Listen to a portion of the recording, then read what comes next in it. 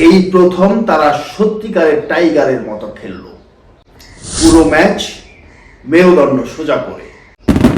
আসসালামু আলাইকুম ওয়া রাহমাতুল্লাহি ওয়া বারাকাতুহু। This is Sheikh Mohammad Sabbir Hossain, once again on the screen. দীর্ঘ জল্পনা কল্পনার অবসান ঘটিয়ে বাংলাদেশ অবশেষে টি-20 বিশ্বকাপ বয়কট করেছে।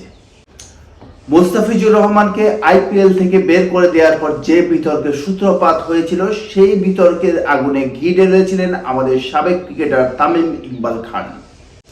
আর তামিম ইকবালকে ভারতীয় দালাল বলে ঘি ঢালা আগুনকে আরও উস্কে দিয়েছিলেন বিসিবি পরিচালক নাজমুল ইসলাম।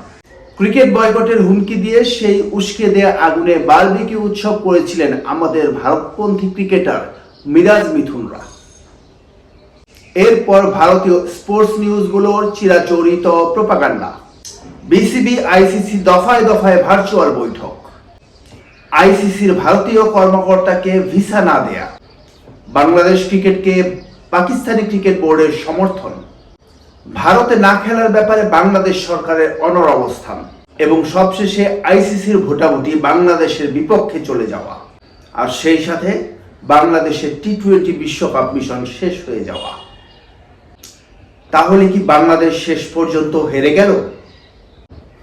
না, বাংলাদেশ হারেনি, বরং আইসিসি এই বিশ্বকাপে 20 কোটি দর্শক হারালো। ভারত শাসিত আইসিসিকে বাংলাদেশ সজোরে চপে টাকাহাত করলো।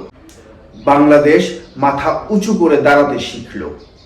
আর টাইগার উপাধি ধারণ করা বাংলাদেশ ক্রিকেট প্রায়শই বিড়ালের মতো খেললেও এই প্রথম তারা সত্যিকারের টাইগারের মতো খেলল, পুরো ম্যাচ মেরুদণ্ড সোজা করে।